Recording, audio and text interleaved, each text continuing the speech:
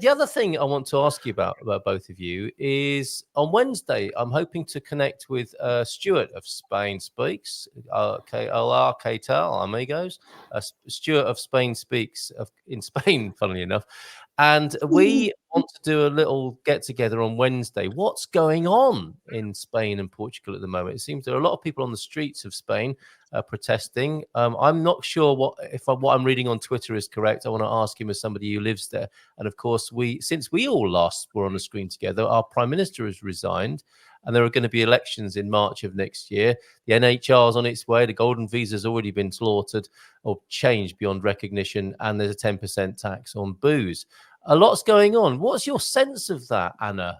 I mean, to me, life goes on. That's the great news I'm sending to people. Yeah. It seems quite controversial from afar, doesn't it? But life goes on here in Portugal. Of course it does. I don't think people are really, well, they talk about it, but it's not part of everyday life in Portugal. So is it, surprisingly? No, it isn't. I think that's typical. I think I'm not surprised. I don't think that the Portuguese are very much connected with all that's happening in Lisboa, for that matter. Yes, I yeah. don't think so. And I think it's typical also, well, unfortunately, for people who are struggling. Like they have their own battles to fight every day. And I think like elections and everything it's a kind of a detachment, which is not a good sign. But I don't think they feel like that their voting changes anything. Very interesting. Yeah, I definitely get a sense of resignation. There's an awareness, like, oh, I know what's going on, and then there's a shrug, like, what are you going to do? Yeah, Yeah. interesting. I can't change it, so carry I on. think but we'd have to ask Portuguese people because I don't feel comfortable speaking for them. Well, this is coming from living with a Portuguese family and observing and talking with them about these things. But I have the feeling that it's still very much ingrained in people's minds. Like we've had much worse, 60 years ago. But I think it's something I know people, like shrugging, like, oh yeah, what's happening, okay, but nothing more. There's no real indignation or like there is not. They don't have I think it's fascinating. I certainly wouldn't want you to speak on behalf of other people. I'm very interested in your view as somebody who lives here. And part of my motivation for asking is, let's say, and I'm in touch with people in the United States who want to move to Portugal.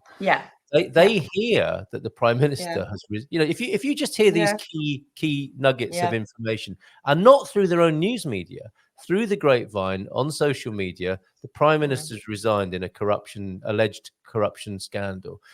We've had the NHR is definitely going now. The golden visa went before. It's all to do with the social housing problem. Foreigners might be getting the blame for that. Road taxes going up. And those are not comfortable dots to join up if that's the only information you're getting. True. Yeah. I was riveted to what was going on last week, hoping for this sense of excitement within the political world. And I noticed I was more excited about it than a lot of Portuguese people I know. And I was, people would say to me, oh, no, I haven't even looked. It's like, and it's exactly what you're saying, from your point of view and from my point of view. That is what we're seeing, isn't it? It's like people are not necessarily or let me put it this way, they're not as bothered as we think we should be or think they might be. Yeah. They have, there is that sense of feel like this is part of their reality. And I get a very strong sense of the Portuguese culture as being very pragmatic. It's very like what's happening now and what needs to be taken care of. What can I do anything about? And everything else is just noise for the most part. They may not like it. I've heard complaints. I don't like it. But again, what are you going to do? I have a life I have to live, and that's what's important. So I'll do that. Well, and who can blame? That's why we love them. I mean, absolutely. That's why we love them, because they live in the here and the now. And I apologize. I apologize for being part of that noise that you speak of, James, because I know I have been. All right, I'm going to treat you to some dad jokes, Mrs. M breathing down my neck, as a nice way to go into the week here. This is not related to Mrs. M. My wife left me because I'm insecure. No, wait, she's back. She just went to get coffee. He says these aren't really dad jokes. I think they're brilliant this morning. When I'm loud, people tell me to be quiet. But when I'm quiet, people ask me what's wrong.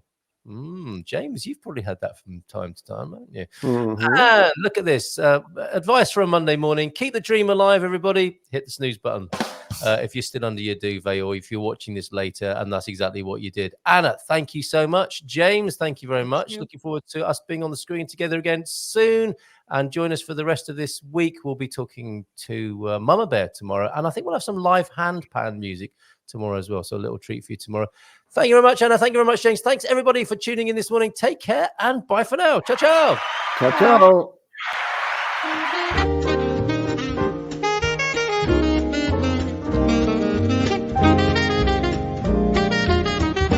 Bom dia, Portugal. In Portugal, there's a YouTube show full of fun facts you need to know.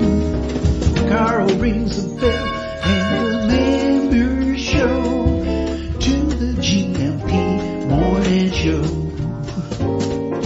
Featured guests will come and they will blow your mind. The audience will do so in kind. The little vanity mixed with some insanity on the morning show with GMP.